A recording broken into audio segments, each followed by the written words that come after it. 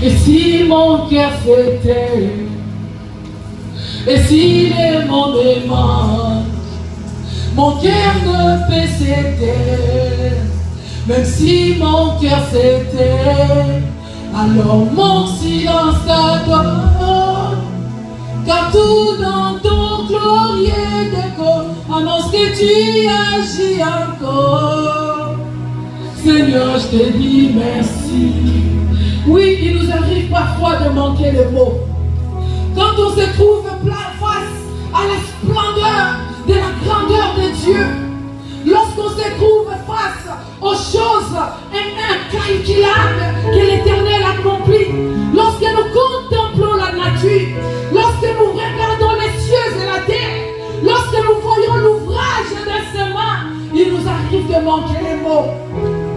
Et si les mots me manquent, mon cœur ne peut s'éteindre.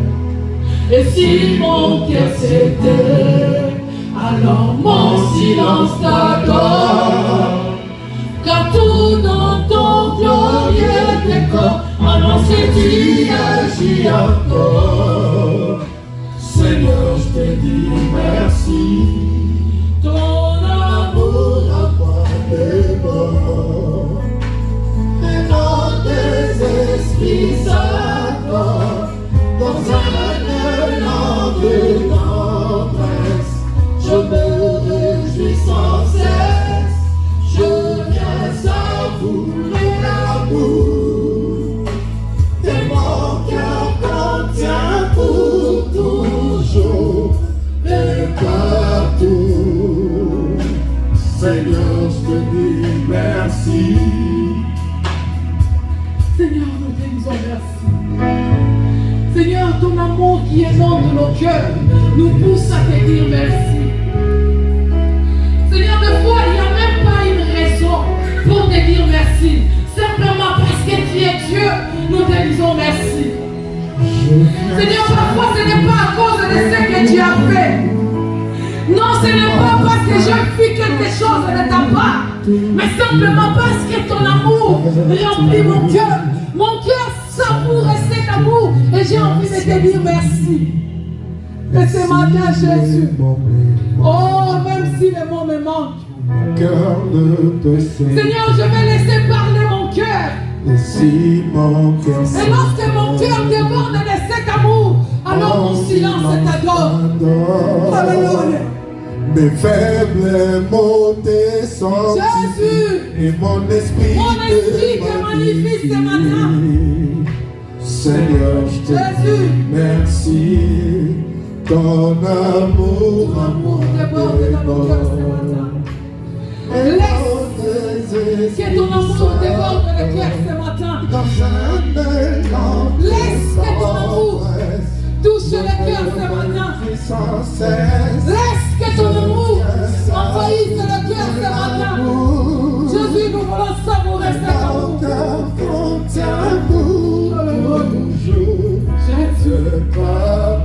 Jésus, Jésus, Seigneur, je te dis merci. Nous te disons merci. Ton amour à moi. Que ton amour déborde ce matin dans cette salle. Que ton amour déborde ce matin dans les vies. Que ton amour déborde ce matin. Je me réjouis sans cesse. Je viens savourer cet amour ce matin. J'ai envie de savourer ton amour ce matin. Toujours et partout. Jésus, Seigneur, je te dis merci Seigneur. Ce matin, mon âme te dit merci. Ce matin, mon cœur te dit merci.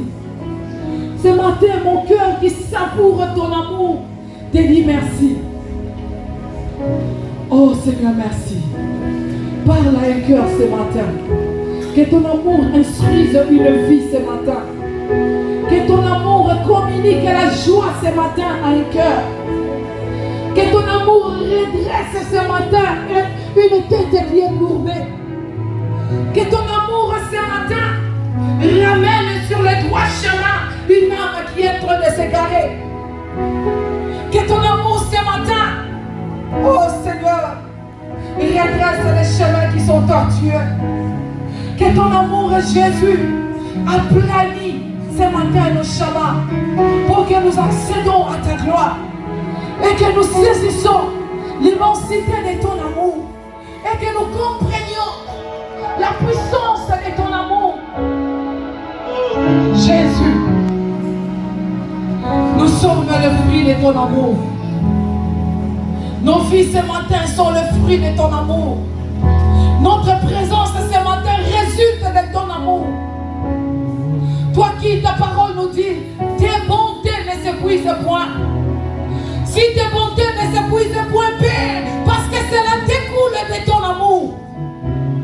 Et comme ton amour est infini, voilà pourquoi tes bontés ne s'épuisent point. Oh, non seulement cette bonté ne s'épuise point, mais cela se renouvelle chaque matin dans la vie de ton peuple. Le fait que nous soyons là ce matin, Jésus, est la preuve de ta bonté renouvelée dans nos vies. Oh, Jésus. Le fait que nous sommes rassemblés en ce lieu, Jésus, est la preuve de tes bontés renouvelées dans la vie de cette église. Oh, Jésus. Alors laisse-nous savourer ton amour ce matin. Laisse-moi savourer ton amour ce matin. Alléluia. Merci. Si c'est l'Éternel des armées que nous acclamons, alors acclamons les biens. Si c'est lui qui a rempli ton cœur de son amour, alors acclame-les correctement. À la hauteur de l'amour qui remplit ton cœur.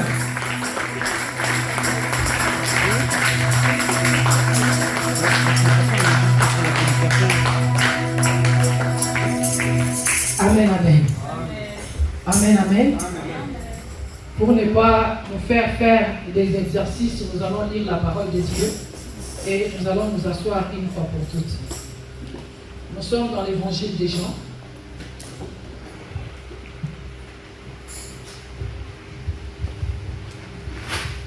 Nous allons commencer par ces versets que tout le monde connaît. Ces versets qui nous a peut-être aidé à nous repentir, à accepter Jésus comme Seigneur et Sauveur de nos vies. Ces versets que même les enfants de l'Écodie me connaissent. Si je demandais à un enfant de l'Écodie de les réciter, je crois qu'il va les faire. Est-ce qu'on connaît ces versets? Merci. Ah, je vois qu'il y a des lecteurs de la Bible dans cette salle. Que Dieu vous bénisse. Jean 3,16. Nous lisons la parole de Dieu. Car Dieu a tant aimé le monde qu'il a donné son Fils unique, afin que quiconque croit en lui ne périsse point, mais qu'il ait la vie. Amen. Amen. Jean chapitre 15, le verset 13. La Bible dit, il n'y a pas de plus grand amour que de donner sa vie pour ses amis. Amen. Amen. Merci, nous pouvons nous asseoir.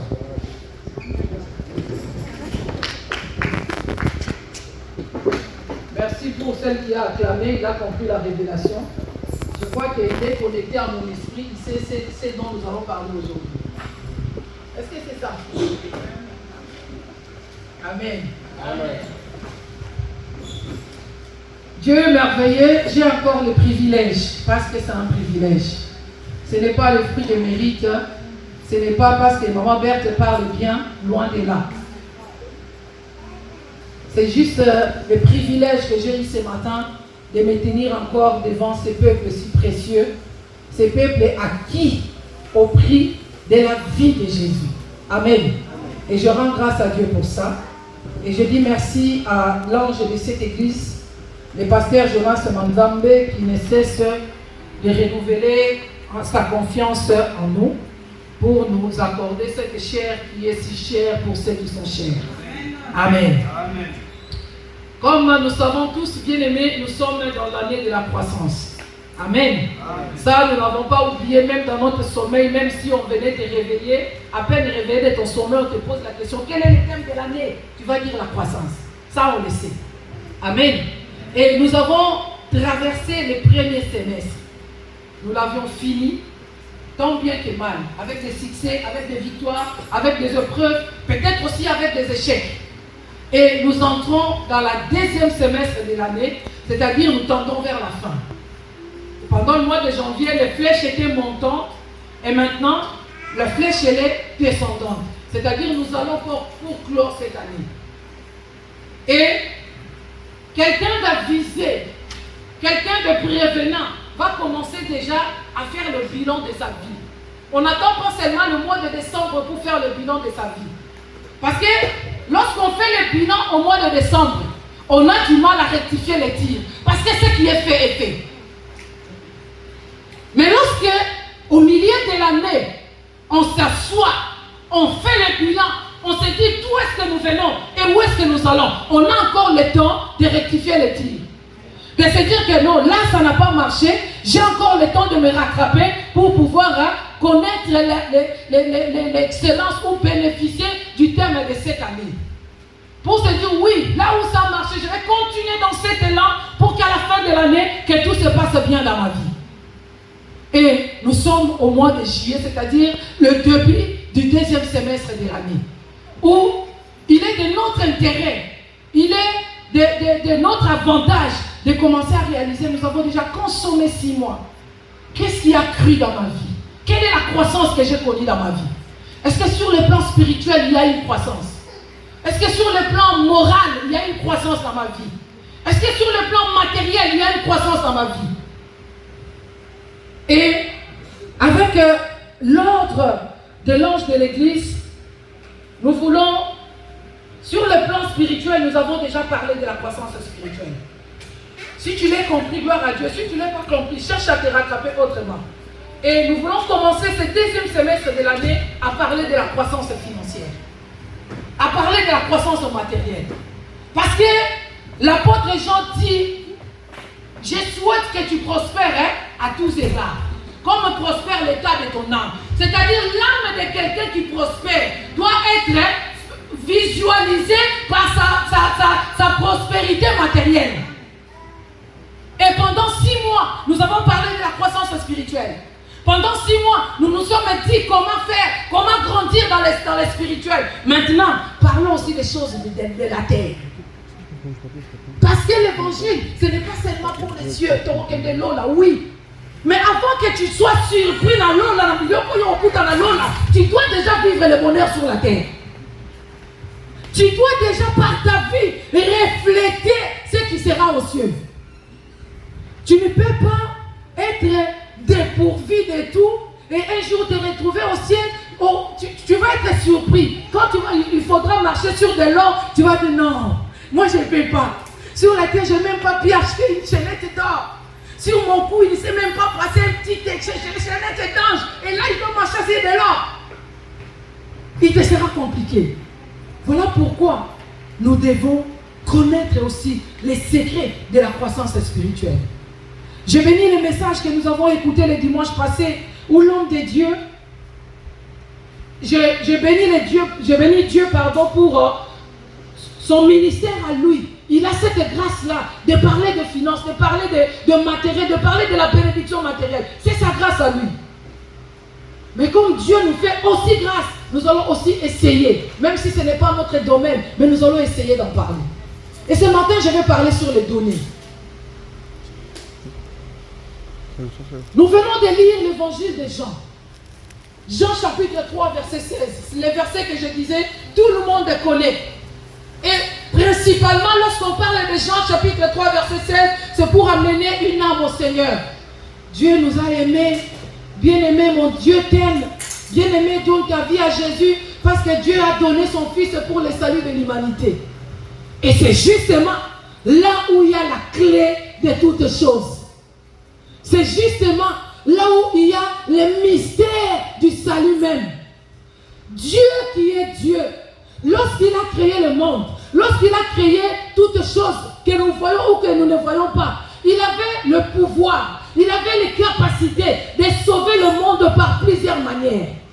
Parce que c'est lui qui en est l'auteur, c'est lui qui en est l'initiateur. Il pouvait seulement prendre le monde, le tourner comme ça et le monde serait sauvé. il a décidé, de commencer par conclure l'alliance avec Abraham. Il a marché avec Abraham. Cette alliance-là n'a pas amené Abraham au salut. Oui, c'est vraiment ce que je dis. L'alliance que Dieu a conclue avec Abraham, cela ne l'a pas amené au salut. Beaucoup plus tard, il s'est acquis un peuple, le peuple d'Israël, avec qui il a marché avec eux, au travers des rois, au travers des juges, au travers des prophètes, au travers de la loi, au travers des préceptes. Mais ces lois, ces préceptes, les juges et les rois n'ont pas sauvé Israël. Dieu s'est dit, puisqu'il est Dieu, il connaît toutes choses, il s'est dit, il y a un mystère dans les données. Je ne peux pas sauver les hommes en leur dictant la loi, parce que la loi ne les sauvera pas. Je ne peux pas me rattraper vis-à-vis de l'homme. Je ne peux pas conquérir le cœur de l'homme en leur donnant des préceptes de dire fais ceci, ne fais pas cela, ça ne le sauvera pas. Mais la Bible dit, dans son amour, puisqu'il a aimé le monde, puisqu'il a aimé l'homme, qu'est-ce que Dieu a fait? Toute l'histoire de la Bible dans l'Ancien Testament, tu n'entendras pas parler du salut. Parce que dans l'Ancien Testament, même les gens qui ont marché dans l'intégrité comme Job, ils n'ont pas été sauvés. Ça pourrait peut-être te choquer, mais c'est la vérité de la parole. Je vais te le faire comprendre beaucoup plus tard. Mais laisse-moi avancer comme je m'avance. J'ai dit, même les gens qui ont marché dans l'intégrité comme Job, la loi ne les a pas sauvés. Et Dieu, dans son amour, réalisant tout cela, il s'est dit, non, pour que le monde soit sauvé, pour que j'arrive à atteindre le but que je veux dans l'homme, je dois faire quoi? Je dois donner. La Bible dit qu'il a donné son Fils, afin que quiconque croit ne périsse point, mais qu'il ait la vie. La vie était accessible, mais l'homme avait du mal à accéder à la vie. Parce que devant la vie, il y avait les obstacles, il y avait la loi, il y avait les interdits, il y avait... Mais dans tout ça, pour que l'homme puisse avoir l'accès à la vie, au salut, il a fallu que Dieu lui-même fasse quelque chose en premier. Il a fallu que Dieu lui-même nous montre l'exemple. Il a fait quoi? Il a donné. Bien-aimé, si tu ne sais pas donner dans ta vie, tu ne recevras pas. Là, je parlais de donner en général. Si tu ne sais pas donner dans ta vie, tu ne recevras pas. Tu ne sais pas donner de la gentillesse, tu ne recevras pas la gentillesse. Tu ne sais pas donner de l'amour, tu ne recevras pas de l'amour. Tu ne sais pas donner de la politesse, tu ne recevras pas de la politesse. Aujourd'hui, il y a un cantique, un chant nouveau qui se chante dans toutes les bouches des enfants de Dieu. L'église aujourd'hui n'a plus l'amour. Dans notre église, il n'y a pas l'amour. On ne visite même pas les gens. Bien-aimés, quand est-ce que, depuis quand, c'était quand la dernière fois que toi tu as visité un membre de l'église? Si tu l'as déjà fait, bien sûr. Et si tu l'as déjà fait, c'était quand la dernière fois? Mais tu es là, tu as croisé les bras, tu t'attends, on sait que moi on vient me visiter. J'ai des problèmes. Je suis en deuil. J'attends que l'église vienne m'assister. Lorsque ton frère était en deuil, est-ce que toi tu es allé le visiter? Si tu ne sais pas donner, tu ne recevras pas. Dieu, les souverains, les créateurs de toutes choses, avaient compris pour que je puisse recevoir, pour que je puisse conquérir, pour que je puisse obtenir le cœur de l'homme. Je dois faire quoi? Je dois commencer par donner. Et la clé, c'est là. La Bible dit, il a donné. Et qu'est-ce qu'il a donné? Il n'a pas donné n'importe quoi. Le monde lui appartenait. Il pouvait dire aussi, bon, je donne le monde pour que l'homme soit sauvé. Mais Dieu a dit, la valeur de l'âme, la valeur de ce que j'ai formé de mes mains. Parce que c'est lui qui nous a formés. Il connaît de quoi nous sommes formés. Il connaît la valeur que nous avons. Et même la Bible dit, il a soufflé dans la narine de cet être un souffle de vie pour que cet être devienne un être vivant. C'est-à-dire dans l'homme, il y a une portion de la divinité. C'est pour cela, rien de tout ce qui existe ne pouvait sauver l'homme. Rien de tout ce qui existe ne pouvait être égal au prix de la vie de l'homme. Parce qu'en l'homme, il y avait une portion de la divinité. Si c'était par de l'or que Dieu avait racheté l'homme, on pouvait dire voilà, l'or équivaut à la vie de l'homme. Et en d'autres termes, ça équivaut à la vie de Dieu. Parce qu'en l'homme, il y a une portion de Dieu. Et la Bible dit, il a donné son Fils unique. C'est-à-dire ce qu'il avait de plus précieux. Dans ses fils, il y avait la divinité. Puisque nous aussi, en nous, il y a la divinité. Voilà pourquoi il a fallu qu'une divinité soit donnée pour que les divinités soient sauvées. Est-ce que quelqu'un est en train de me comprendre? La Bible dit, pour le salut de l'humanité, Dieu a utilisé tous les moyens possibles. Il a dit au peuple, laissez-moi même être votre Dieu. Je vais marcher avec vous. Au travers des prophètes et des juges, les hommes n'ont pas été sauvés. Dieu a donné la loi, Dieu a donné les commandements, Dieu a donné les préceptes. Tout cela n'a pas sauvé l'homme. Il a fallu qu'il donne ce qui est de lui. Et la Bible dit, il a tant aimé le monde. S'il a fait ça, c'est par amour. Bien aimé, on ne peut pas parler de l'amour sans preuve d'amour. Et même le monde le savent. Il y a un païen qui a dit, l'amour n'existe pas. Il n'existe que de preuves d'amour. On ne peut pas parler de l'amour sans preuve. C'est pour cela, si vous regardez la Bible depuis l'Ancien Testament, il est rare que vous entendiez qu'on parle de l'amour. Il est rare dans l'Ancien Testament qu'on parle de l'amour. Dieu avait tissé une relation avec le peuple d'Israël qui était son peuple, bien sûr. De fais, je fais. Tu ne fais pas, je ne fais pas. C'était ça la relation d'autrefois de Dieu avec son peuple. Tu obéis, je te bénis. Tu n'obéis pas, je ne bénis pas. Tu obéis, je suis là. Vous n'obéissez pas, je m'en vais. C'était ça la relation. On ne parlait pas de l'amour. Mais lorsque Dieu s'est réalisé, il s'est dit en lui-même, je suis l'amour. Cette façon de faire ne correspond pas. Je dois non seulement dicter mon amour, mais je dois prouver mon amour. Et la preuve de l'amour, c'est le donner. Frère, même dans une relation amoureuse, bizarrement ici en Europe, on se dit, c'est quoi cette histoire-là? Frère, même si ta femme travaille, même si ta femme gagne plus que toi,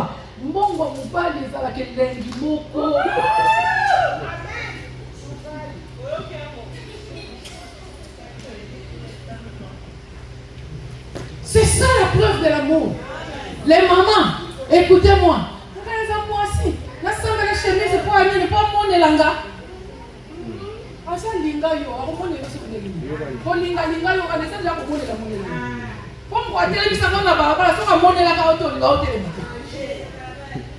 fait qu'il te soit arrêté, que tu as écouté ce qu'il a dit, que tu acceptes qu'il te prenne par la main, qu'il te traîne dans sa maison, c'est déjà une façon de comprendre la vie. Alors ton argent, sers de ton argent pour t'occuper de ton homme. Si toi tu ne le fais pas, bah où tu en as ça l'amour. Et tu vas pleurer. Moi, je suis mobile. Insensé que tu es. Parce que toi, vraiment, une femme normalement constituée,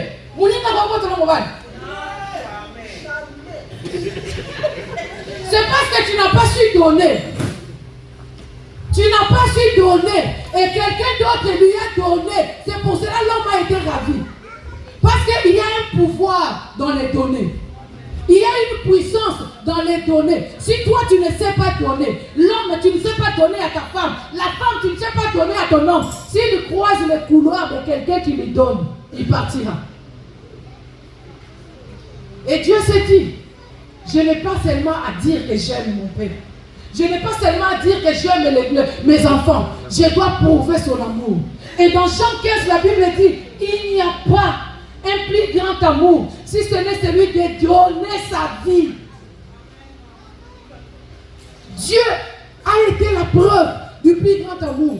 Quelle était cette preuve-là? Il a donné.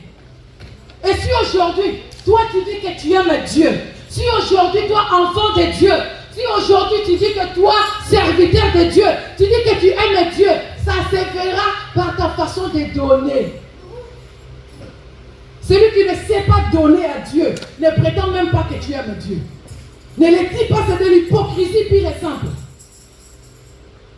Parce que la preuve de l'amour, c'est le donner.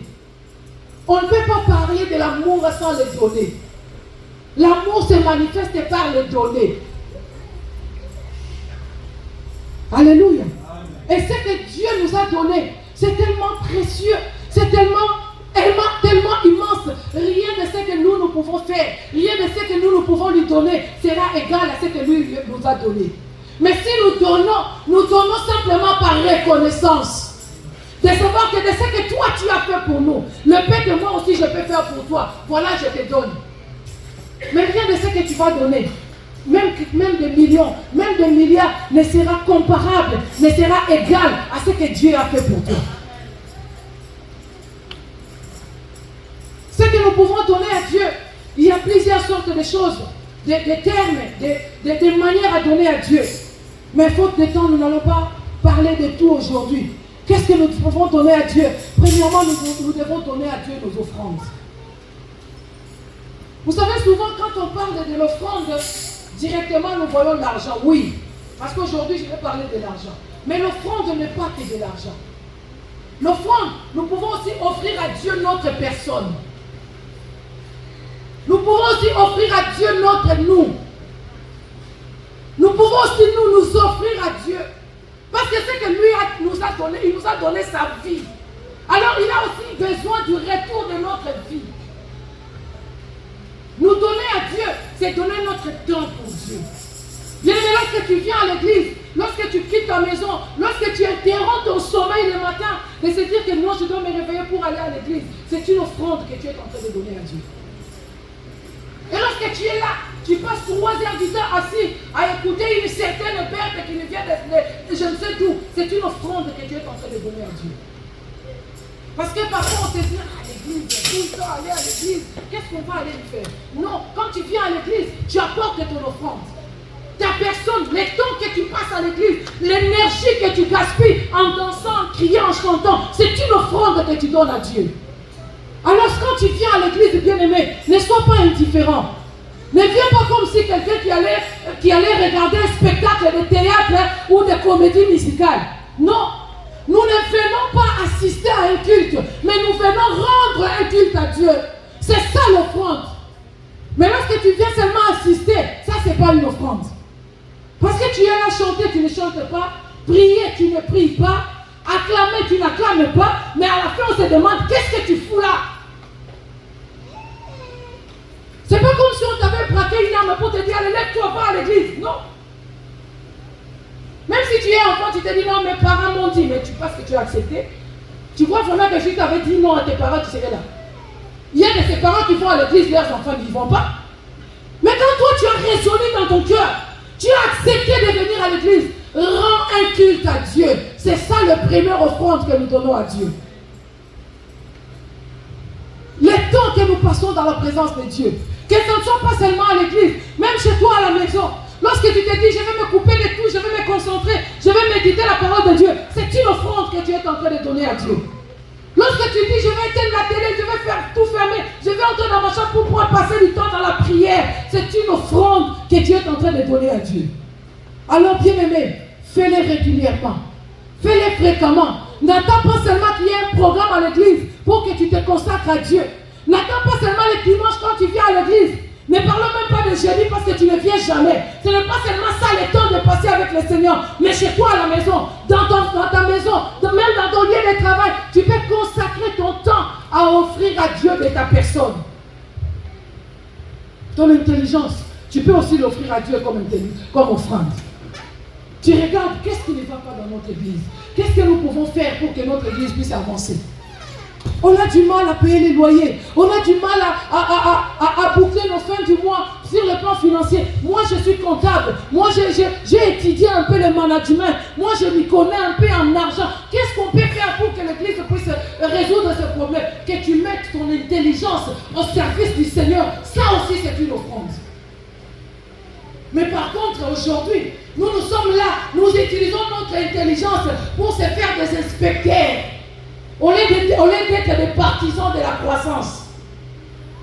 On est là pour critiquer tout ce qui ne va pas. Mais on n'apporte jamais de solution. On est là pour détecter une graine dans l'engrenage. Ah non, ça s'est pas bien passé. Il n'aurait pas dû faire ça. Oui, parce qu'il n'aurait pas dû faire ça. Qu'est-ce qu'il aurait dû faire? Puisque tu le sais, propose. Bien aimé, ton intelligence, ton savoir, ta connaissance peut aussi être une offrande que tu peux apporter à Dieu. Pour la croissance, d'abord de toi en premier et de l'Église de Dieu en général. Et l'offrande que nous pouvons aussi apporter à Dieu, ce sont nos biens. Bien aimé, je voudrais faire une parenthèse avec l'esprit de Pharaon. Ça, c'est quelque chose qui m'a marqué tellement que je suis en train de préparer un enseignement par rapport à ça, mais je vais épingler juste à un point. Pharaon qui a compris qu'il doit libérer les enfants d'Israël. Et lorsque Moïse parle aux enfants d'Israël, il leur dit, Dieu a dit que nous allions dans le désert pour aller l'adorer. Or, Israël le savait. La loi en Israël, tous les enfants d'Israël savaient qu'on ne se présente pas devant Dieu le Maire vide. Donc lorsqu'il faut aller adorer le Seigneur, il faut apporter le présent. Il faut avoir des offrandes. Et il savait que Dieu veut nous amener dans le désert pour aller l'adorer. Mais voilà que Pharaon va leur dire, oui, vous pouvez partir. Prenez vos femmes, là nous sommes déjà à la dernière étape. Prenez vos femmes, prenez vos enfants, partez, mais laissez tous les biens ici en Égypte. Or, s'ils avaient accepté de partir sans le bien, ils n'allaient pas partir pour adorer. Parce qu'on ne pouvait pas aller adorer sans offrande, sans sacrifice. Donc, en d'autres termes, Pharaon était en train de leur dire, je vous permets d'aller servir votre Dieu, mais contrairement à ce principe. Est-ce que quelqu'un m'a compris? Est-ce que quelqu'un m'a compris? Amen. C'est ce que nous faisons aujourd'hui dans l'église de Dieu. Nous servons le Seigneur, mais contrairement à ce principe. C'est ça l'esprit de Pharaon. Je veux que vous alliez au désert. Vous voulez partir avec vos femmes, prenez vos femmes. Vous voulez partir avec vos enfants, prenez vos enfants. Mais vous n'allez partir avec aucun bien d'Israël. Or, l'adoration en Israël incluait la personne et ses biens. Donc lorsque tu laisses tes biens et que tu vas pour adorer, ce n'est pas une adoration, c'est une abomination. Pharaon voulait pousser le peuple de Dieu à l'abomination. Et plus tard, vous allez comprendre aussi, au temps de Balaam et de Balak, lorsque Balaam a compris qu'il ne peut pas maudire le peuple de Dieu, il va dire, nous allons faire une stratégie. Nous allons les pousser à la faute. Parce que lorsqu'ils vont commettre une faute, Dieu ne sera plus avec eux. Je vous ai dit autant d'autres fois, Dieu marchait avec son peuple dans Otien-Atier. C'était ça la logique d'autres fois. Donc, lorsque le peuple est dans l'obéissance, dans les préceptes de Dieu, Dieu marche avec eux. Une fois que vous êtes hors, Dieu n'est plus là. C'est ce que Pharaon voulait pousser le peuple de Dieu à faire. Vous voulez aller adorer, allez-y, mais sans vos biens. C'est contraire à la volonté de Dieu. Si Israël avait osé accepter de sortir en laissant leurs biens en Égypte, ils n'allaient même pas traverser la mer Rouge. C'est ce que le diable fait de nous aujourd'hui. C'est ce que l'esprit de Pharaon qui continue à régner aujourd'hui. Je vais aller à l'église. Oh, j'ai pas la monnaie. L'esprit de Dieu te dit, passe devant le distributeur. Prends l'offrande pour... je vais être en retard, je passe seulement. Or, quand tu te maquillais, tu ne te disais pas que tu vas être en retard. Lorsque tu choisissais le costume à mettre, tu ne voyais pas que tu étais en retard. Mais lorsqu'il faut passer devant les distributeurs pour prendre l'offrande à apporter dans la maison de Dieu, c'est là que tu te rends compte que tu es en retard. L'esprit de Pharaon. Pharaon t'amène à te présenter devant Dieu le main vide. Bien aimé, je disais que nous venons à l'église pour rendre un culte. Or, on ne peut pas parler d'un culte s'il n'y a pas. Ah, Laura ou bien. Attends, on peut s'arrêter Laura. On ne peut pas parler d'un culte s'il n'y a pas pas l'offrande. Mais toi, tu te permets de venir à l'église de Dieu sans offrande. L'esprit de Pharaon t'a poussé à être contre la parole de Dieu pour que tu ne sois pas béni. La bénédiction dans l'église, la bénédiction dans un culte, ça englobe tout. La façon dont tu te présentes, la façon dont tu te disposes, ce que tu reçois de Dieu et aussi ce que tu donnes à Dieu. Tout ça, ça englobe ta bénédiction. Mais lorsque toi tu reçois, quand va prendre la Bible, Amen. Vous allez être bénis, Amen. Amen. À la fin, tu ne donnes rien, tu ne recevras rien. Je vous ai dit, les données, c'est un principe. Ça va toujours le flèche et retour et le flèche aller et le flèche. Hein? S'il n'y a pas d'aller, il n'y a pas de retour. L'esprit de Pharaon aujourd'hui nous contraint à servir Dieu, à adorer Dieu et laissant nos biens de côté. Lorsque Israël était sorti, laissant leurs biens en Égypte, avec quoi ils allaient bâtir le tabernacle. Les tabernacles dans le désert symbolisaient la présence de Dieu. Qu'est-ce qui avait construit le tabernacle? C'était les biens que le peuple de Dieu avait ramenés de l'Égypte. Parce qu'ils sont sortis avec tous leurs biens. Et Dieu va dire à Moïse, dis au peuple de donner de l'or, de donner de l'argent, de donner de la pourpre. Avec ça, tu vas construire l'arche de l'alliance. Tu vas construire le tabernacle, là où ma présence va résider. Donc s'il n'y avait pas l'offrande de l'or, s'il n'y avait pas l'offrande d'argent, s'il n'y avait pas l'offrande en général, le tabernacle n'allait pas être construit. Or, sans tabernacle, il n'y a pas la présence de Dieu. Bien-aimé, avec quoi veux-tu construire ton tabernacle à toi? Ne parlons même pas du tabernacle de l'église. Ton tabernacle à quoi? Tu l'as construit comment? Le tabernacle, ce qui attire la présence de Dieu, ça se construit avec les offrandes. Quelqu'un m'a dit un jour, c'est quoi ce Dieu-là qui, pour te bénir, il doit d'abord te demander quelque chose. C'est le principe du donner et du recevoir. C'est un principe. Tu ne vas pas le changer par ta mauvaise foi. Ce n'est pas ça que tu vas dire aujourd'hui que tu vas changer le plan de... C'est comme ça. Donnez et il vous sera. Lui-même, il est passé par là. C'est lui qui est Dieu, qui avait la possibilité de faire autrement. Mais il est passé par là. Pour le salut de l'humanité. Pour que toi, tu sois aujourd'hui enfant de Dieu. Pour que toi, tu prétends un jour d'aller au ciel. Il a fallu que Dieu fasse quoi? Qu'il donne. Alors tout ce que tu attends de Dieu, tout ce que tu espères recevoir de Dieu, si tu ne donnes pas, tu ne recevras pas. Si je choque, supportez-moi. Les frères Yannick ont l'habitude de me dire, maman, remets mon gamme. Si je ne te dis pas la vérité, si les prédicateurs ne te disent pas la vérité, c'est nous qui allons rendre compte à Dieu. Au moins, tu connais la vérité. Que tu le mettes en pratique, gloire à Dieu. Que tu ne le mettes pas en pratique, tant pis. Au moins, la vérité, tu l'as écoutée. Si tu ne donnes pas, de la part de Dieu, tu ne recevras pas. Ah, Zanzangangolou, il est le Dieu de grâce. Et même si, oui, je ne suis pas contre la grâce. La grâce est là. Mais tu sais ce que la Bible dit? La grâce, il ne donne pas à tout le monde. Il fait grâce à qui? Qu'est-ce qui te rassure que Dieu va te faire grâce? Parce qu'il fait grâce à qui il fait. Toi, qu'est-ce qui te dit que Dieu va te faire grâce?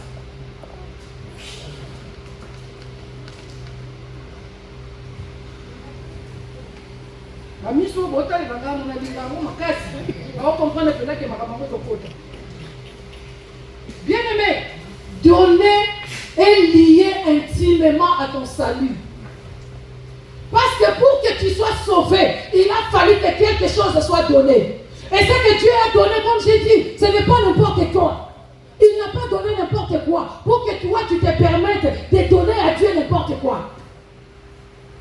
Bien-aimé, essaye de réfléchir un peu dans ton esprit. Je ne vais pas t'amener loin. Je t'amène cette année, depuis l'année 2023. C'était quand que tu as pris un billet de 20 € pour donner aux offrandes. Je ne suis pas monté loin. Je parle de 20 €. C'était quand que tu as pris un billet de 20 € pour donner aux offrandes. Mais si nous voulons calculer comment tu es habillé là. Si nous voulons comptabiliser, ça peut dépasser 100 € qui est dans ton habillement tel que tu es là. Je ne dis pas de ce que tu as gardé dans ton valise tel que tu es là.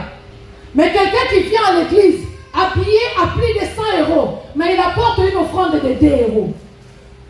Mon colo, nous allons porter les offrandes. Alléluia, alléluia, alléluia avec des 2 €. Il s'agit de quel Dieu que toi tu donnes 2 €? De quel Dieu il s'agit? La manière dont tu aimes Dieu. Parce qu'un homme qui aime sa femme, une femme qui aime son mari, ne peut pas aller lui acheter des chaussettes au marché.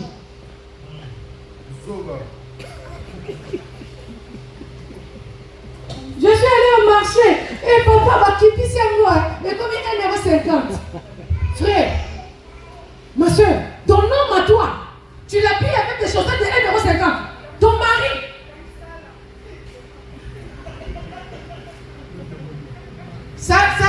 Frère, si tu vois ta femme, t'as rapporté des chaussettes de 1,50 €, ça définit l'amour qu'il a envers toi. Ça quantifie son amour envers toi. Ma soeur, si tu vois ton mari, quand tu vas au Paris, va seulement au Bervilliers pour t'acheter les pannes de 7 €, ça définit l'amour qu'il a pour toi. Si ton mari t'aime réellement, il va t'amener à la Galerie Lafayette. Coffret de parfums là, le prix c'est minimum c'est 35 €. Les parfums à Lafayette. Ma chérie, prends ce qui te fait plaisir. Il ne va pas t'amener dans les rayons où il y a les soldes. Merci papa. Merci. Donc toi, tes cadeaux à toi de la part de ton homme, ça passe que partout à 2 €. Ça veut dire que son amour pour toi vaut 2 €.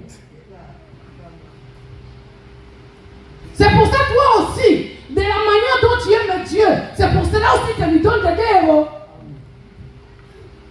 Bien aimé, l'offrande, c'est un acte de reconnaissance. Je reconnais ce que Dieu a fait pour moi. Je reconnais ce que Dieu est pour moi. C'est un signe de cette reconnaissance que j'apporte mon offrande. Mais lorsque toi tu apportes 5 € dans la maison de Dieu, qu'est-ce que tu reconnais de la part de ce Dieu-là? Qu'est-ce que ce Dieu-là a fait pour toi? Pour Pierre et les câbles 2 € dans 5 €. C'est comme quand on fait punir l'enfant. Son argent de poche d'habitude c'est 15 €. Un enfant de 10 ans par exemple. Mais quand on veut le punir, tu n'auras pas ton argent de poche. Prends cette pièce, 2 €. Ça c'est une punition qu'on donne à un enfant. Parce qu'il a fait une bêtise. Maintenant toi, qu'est-ce que Dieu t'a fait? Quelle est la bêtise que Dieu a fait pour que tu lui apportes que des 2 €?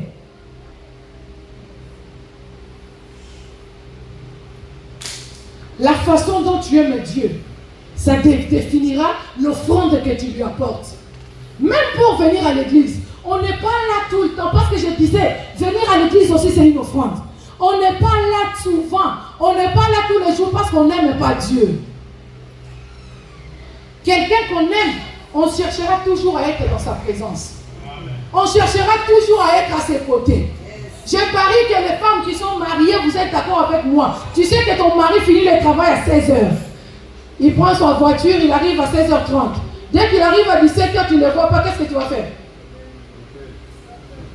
Papa, tu es où? En réalité, tu ne veux pas savoir où il est. Tu as besoin qu'il soit à côté de toi. Tu as besoin qu'il soit là, que tu le vois. Au monde à Kali,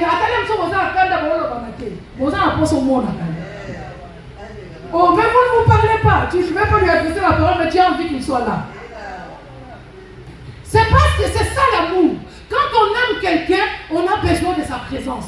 On a besoin qu'il soit là. On a besoin de connaître ce qu'il fait. On a besoin de savoir comment il va. C'est ça l'amour. Et quand on aime Dieu, on ne peut pas se passer de sa présence.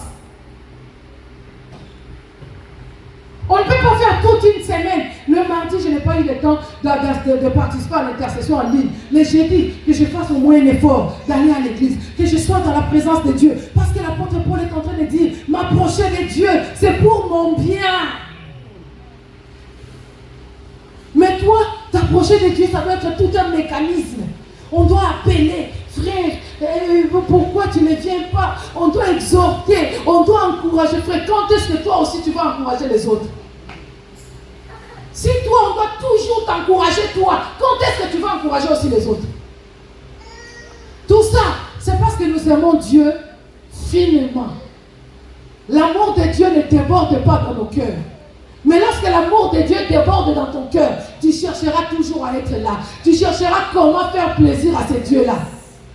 Tu n'hésiteras pas lorsqu'il faut donner l'offrande. Et tu ne donneras pas n'importe quoi. Pas des pièces de 2 euros, pas des billets de 5 euros, pas des... Tu donneras Dieu de la manière dont tu reconnais que Dieu opère dans ta vie. Et même pour l'histoire des témoignages, je bénis Dieu parce que papa a pris l'initiative là, que les témoignages passent d'abord par lui. Mais moi j'ai envie d'ajouter, on ne peut pas venir témoigner devant si on n'a pas l'offrande à donner par rapport au témoignage. Parce que témoignage, on reconnaît la grandeur de Dieu, non? Et nous disons que l'offrande c'est un acte de reconnaissance. Donc quand on témoigne de Dieu, on doit toujours avoir l'offrande à donner par rapport à son témoignage.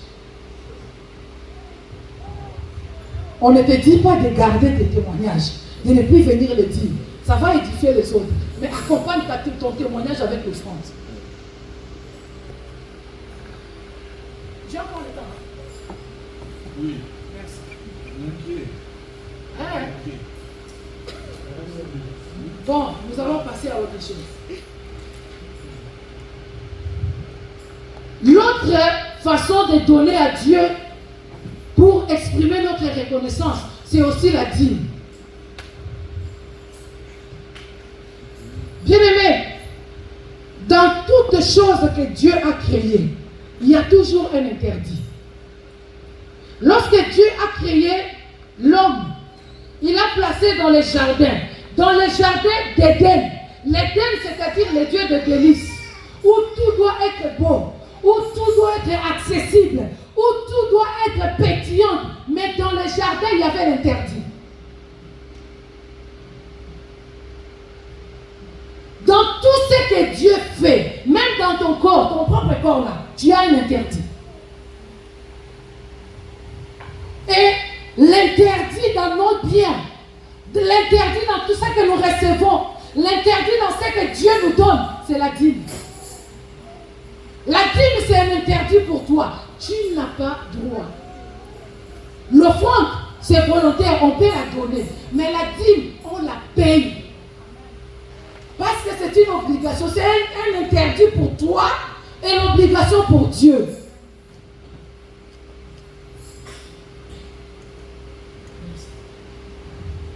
Bien-aimés, nous commettons, je ne sais pas si on peut dire grave, c'est plus que la gravité. En ne payant pas notre dîme, ce que nous encourons, c'est plus que la gravité. Parce que nous bravons l'interdit. Or, tout le monde qui brave l'interdit, nous savons qu'il y a toujours une sanction. Quand on brave l'interdit, on est sanctionné. À combien de fois? À combien de reprises? Depuis combien de temps tu es en train de braver l'interdit? La dîme, on la connaît, on nous a déjà expliqué, c'est le 1/10 de ce que tu gagnes, là on le sait. Je ne vais pas entrer dans les détails. Je vais simplement te dire que la dîme, c'est un interdit pour toi. Tu n'y as pas droit, tu n'y as pas accès. Lorsque Adam a bravé l'interdit dans le jardin d'Éden, il a été fait quoi? Chassé du jardin. Parce qu'il a bravé l'interdit. Dieu lui a dit, tu peux tout manger. Tu peux tout faire. Mais quant à cet arbre-là, tu ne mangeras pas. Le jour où il a mangé, il a bravé l'interdit, il a été chassé du jardin. Bien-aimé, tu as un jardin que Dieu a préparé pour toi. Tu vis dans un jardin, mais tu ne vis pas du délice du jardin. Tu y es déjà chassé. Pourquoi? Parce que tu as bravé l'interdit.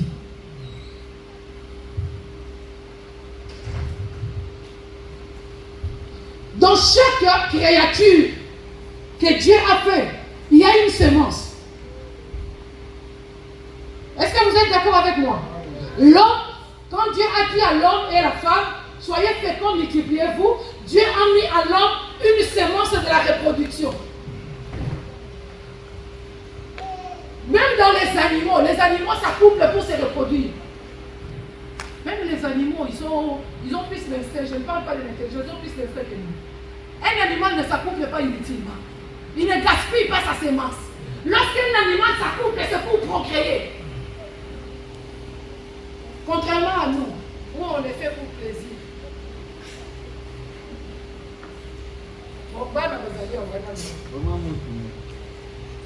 Alléluia. Je disais, dans chaque espèce, dans chaque créature que Dieu a donnée, il y a une sémence. Si vous voyez un fruit, dans chaque fruit, il y a la peau, il y a la chair et il y a les noyaux. Les noyaux d'un fruit, c'est la sémence qu'on est censé mettre dans la terre pour que ça produise un autre fruit. Dans tes biens, dans les salaires que tu perçois, la sémence de ton salaire, c'est la dîme. La dîme que tu payes par rapport à tes revenus, c'est ça la sémence. Lorsque tu la sèmes, ça produit une fruit avec beaucoup, ça produit un arbre, avec beaucoup de fruits. Mais lorsque tu manges la sémence, c'est-à-dire tu interdis la reproduction dans ta vie. Voilà pourquoi, quand tu me mets dans la cave rouge, je ne comprends pas.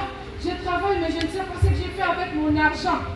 Dès que j'ai l'argent, il doit y avoir un problème pour que je dépense tout. Mais parce qu'il n'y a plus de semences.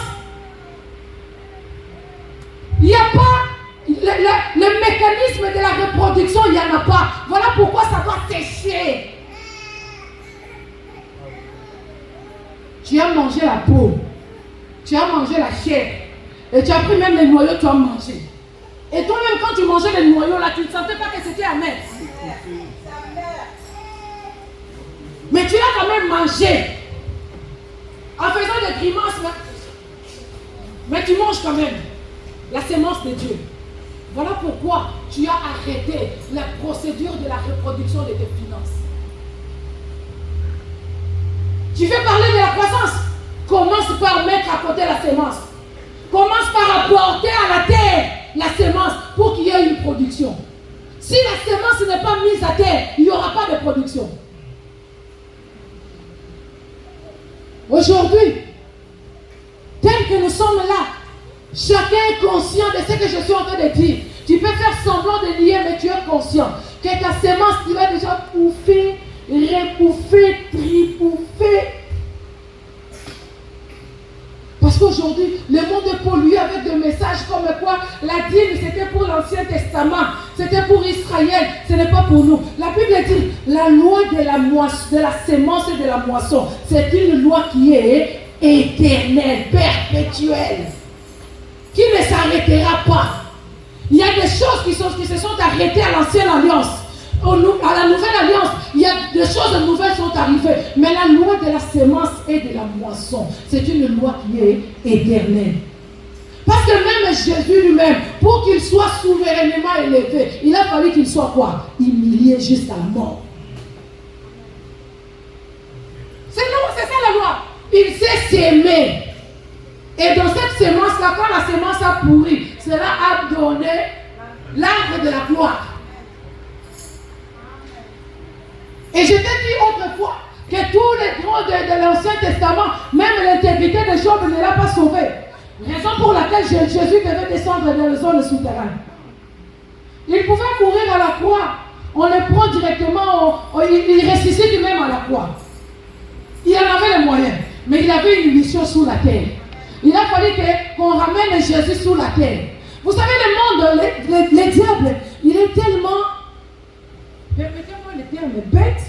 Il croit avoir l'emprise pour nous, alors qu'il ne travaille que pour nous.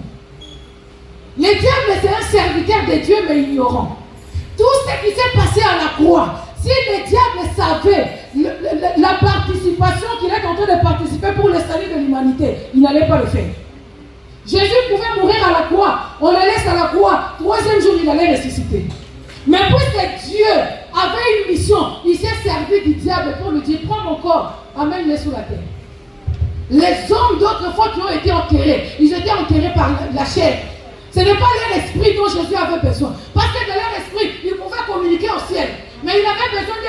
guerre physique.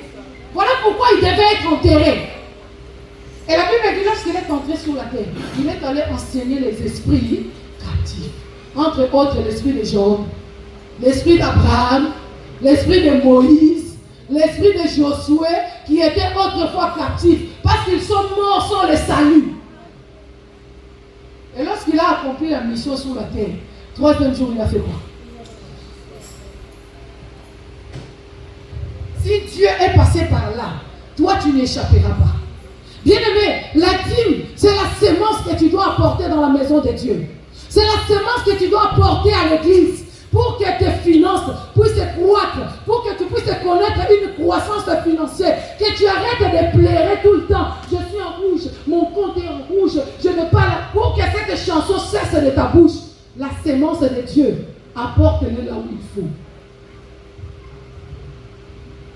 Et parfois on se dit, non, moi, elle m'a dit, mais je l'envoie au pays chez mon père spirituel, incrédule que tu es. Et même ton père spirituel là qui reçoit ta dîme au pays, il ne t'aide pas. J'ai envie de te dire qu'il ne t'aime pas. Parce qu'aujourd'hui, ta bénédiction, ta couverture spirituelle dépend de là où les frères s'assemblent. La Bible dit, c'est là que Dieu envoie la bénédiction et la vie pour l'éternité.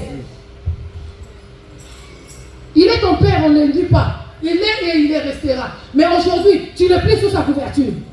Parce que la Bible dit qu'il est doux et agréable pour les frères de faire quoi? De demeurer ensemble. Là où les frères demeurent ensemble, c'est là que Dieu envoie la bénédiction. Puisque tu es à aimer, puisque tu sers Dieu à aimer, puisque tu pries à aimer, ta bénédiction dépend d'aimer, pas de ton pasteur qui est resté au pays. Et si c'est là-bas que tu envoies ta dîme, ça veut dire que oui, tu sèmes ta semence, mais sur une terre qui est aride, qui ne produira pas.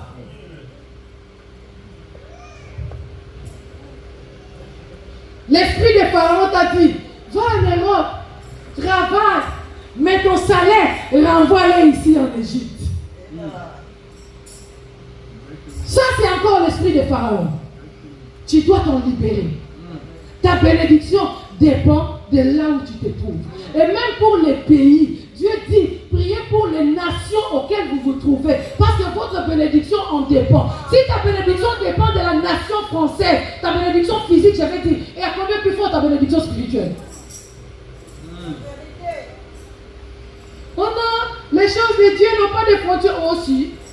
Aussi, la bénédiction est géolocalisée. Dieu ne venait pas chercher Adam n'importe où. Dans le jardin d'Éden, il avait les lieux de rencontre où il venait pour rencontrer l'homme. Et lorsqu'il est venu, il lui demande où es-tu? Vous croyez que Dieu ne savait pas où était Adam? Là où il allait se cacher, vous croyez que Dieu ne l'a pas vu? Mais lorsque Dieu lui dit où es-tu? En d'autres termes, Dieu veut lui dire, pourquoi tu as quitté notre lieu de rendez-vous?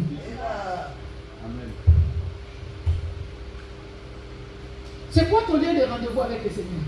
C'est l'appel que tu passes tous les jours à ton prophète. Je ne sais pas où ici, il est où. Celui qui ne te connaît pas. Celui qui ne t'a pas vu. Il ne connaît pas tes problèmes. Même si tu as des problèmes aujourd'hui, il ne priera même pas pour toi. C'est lui que tu comptes. Ensemble, la canabostra. Race de vipères. Amen. Amen.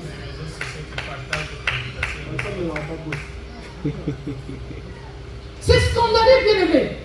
À la maison, il est rare de trouver un enfant de Dieu en train de suivre la prédication de son église. Il n'était pas à l'église ce dimanche-là. Pour moi, je sais que c'est le frère qui a prêché le dimanche passé. Est-ce que le dimanche passé, moi, j'étais à l'église? Lorsque vous suivez les commentaires à l'église, vous m'avez vu suivre l'église.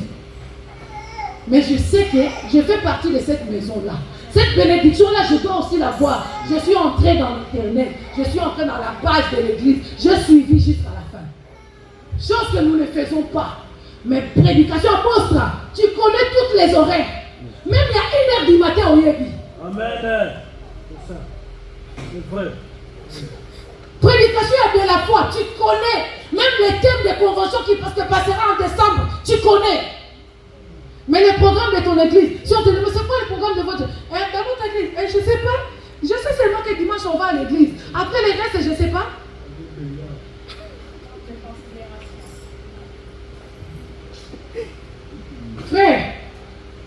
qu'il est doux et agréable pour les frères de demeurer ensemble.